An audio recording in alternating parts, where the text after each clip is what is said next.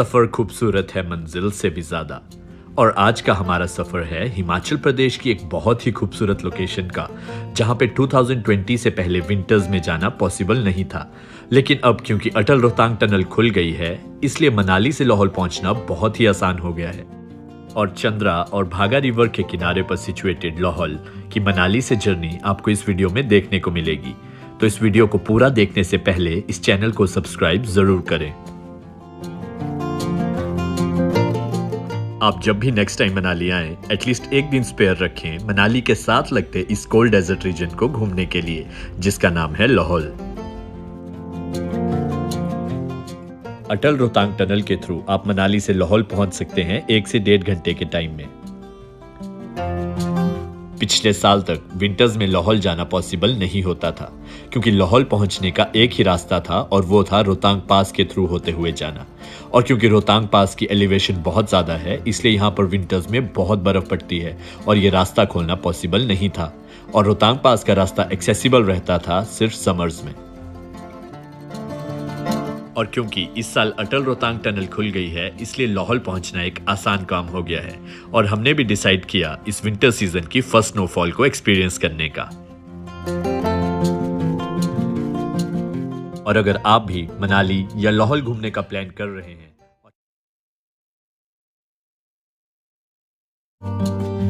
Atal Rohtang tunnel को cross करने के बाद जब हम लाहौल वैली में एंटर करते हैं, तो लाहौल का फर्स्ट विलेज आता है सिसु।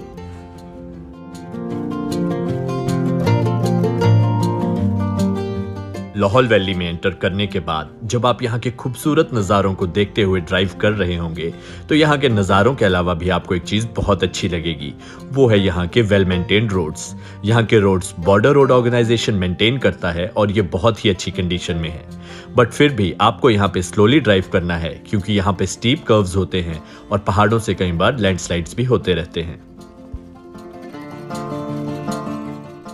चंद्रा रिवर के किनारे पर ड्राइव करते हुए और साथ ही में इन बड़े बड़े बर्फ के पहाड़ों को देखना आंखों के लिए एक बहुत ही सूदिंग एक्सपीरियंस होता है।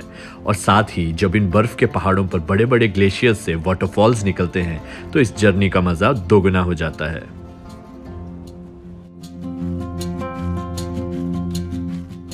लाहौल क्योंकि एक न्यूली ओपन लोकेशन है, इसलिए यहाँ पर आपको बड़े बड़े होटल्स या कैफेज तो नहीं मिलेंगे, बट यहाँ पर रुकने के लिए आपको होम स्टेज और कॉटेजेस के ऑप्शंस मिल जाएंगे।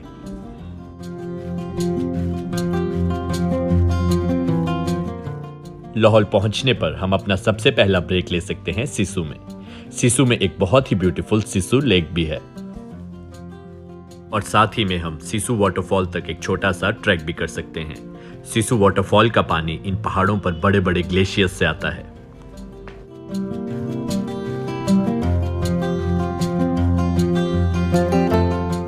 पूरी लाहौल वैली के लोग राजा घेपन जी को अपना भगवान मानते हैं और राजा घेपन जी में इनकी बहुत सारी मान्यताएं भी हैं। लाहौल में ही लोकेटेड घेपन माउंटेन राजा घेपन जी का स्थान माना जाता है। और साथ ही में सिसु में राजा घेपन जी का एक मंदिर भी है, जहां पे आप माथा टेक सकते हैं। आप हिमाचल प्रदेश में कहीं पर भी चले जाएं, चाहे शिमला हो, मनाली हो या किन्नौर हो, हर गांव के अपने देवता होते हैं। यही तो हिमाचल की खास बात है और इसे देवभूमि कहलाया जाता है।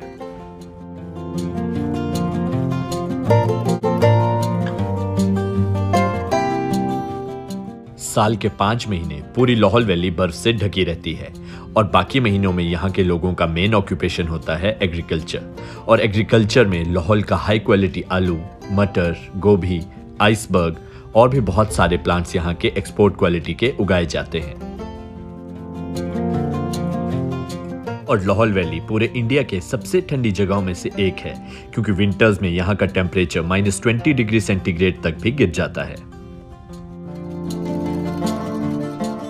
और क्योंकि यहाँ पर विंटर्स में टेम्परेचर इतना ज़्यादा गिर जाता है, इसलिए यहाँ पर स्नो भी बहुत ज़्यादा पड़ती है। और आने वाले टाइम में लाहौल एक विंटर स्पोर्ट्स की कैपिटल ज़रूर बनेगा और आप यहाँ पर स्कीइंग, स्केटिंग और बहुत सारे विंटर स्पोर्ट्स का एक्सपीरियंस ले सकते हैं।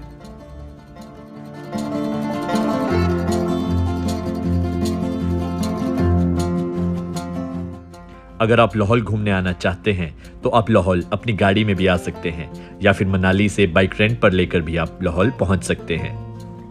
और साथ ही मनाली से केलोंग के लिए फ्रीक्वेंट बसेस भी चलती रहती हैं, इसलिए आप इस सफर को बस में भी पूरा कर सकते हैं। अगर आप समर्स में लाहौल आ रहे हैं तो आप गाड़ी इजीली ड्राइव कर सकते हैं, बट अगर आप विंटर्स में आ रहे हैं तो आप ध्यान रखें कि आपकी गाड़ी 4x4 होनी चाहिए और साथ ही में आपको स्नो में ड्राइविंग का एक्सपीरियंस भी होना चाहिए। और अगर आपको स्नो में ड्राइविंग का एक्सपीरियंस नहीं है तो आपको ये रिस्क नहीं लेना चाहिए और मनाली से ही कोई लोकल टैक्सी हायर करके आप लाहौल घूम सकते हैं।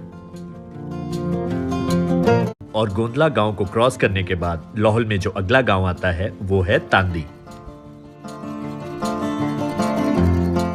तांदी गांव में चंद्रा नदी और भागा नदी का संगम स्थल भी है।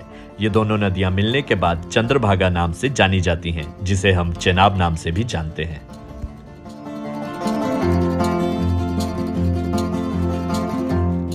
तांदी क्रॉस करके हमें रोड्स पर 2 डाइवर्जन मिलेंगी।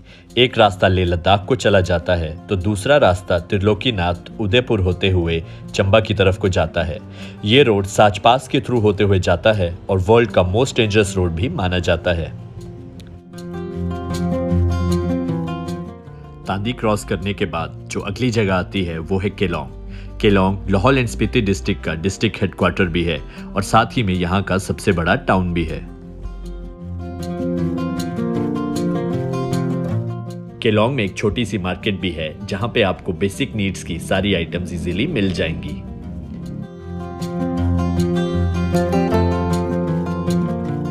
जबकि बाकी टूरिस्ट डेस्टिनेशंस में हमें पीक सीजन्स में पांव रखने तक की जगह नहीं मिलती और साथ ही में देखने को मिलता है तो सिर्फ बड़े बड़े कंक्रीट के जंगल, बट लाहौल स्पीति अभी भी पूरे इंडिया में एक सबसे अनटच टूरिस्ट डेस्टिनेशन कही जा सकती है।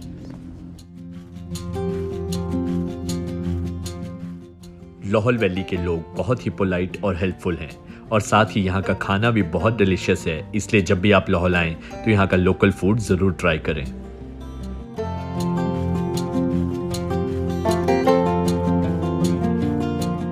जब चारों ओर इतनी ज्यादा बर्फ हो और ठंड भी इतनी ज्यादा हो कि बाहर निकलना भी मुश्किल हो तो यहाँ के लोग अपना लाइफस्टाइल कैसे जीते हैं ये देखना भी एक कभी ना भुलाने वाला एक्सपीरियंस है।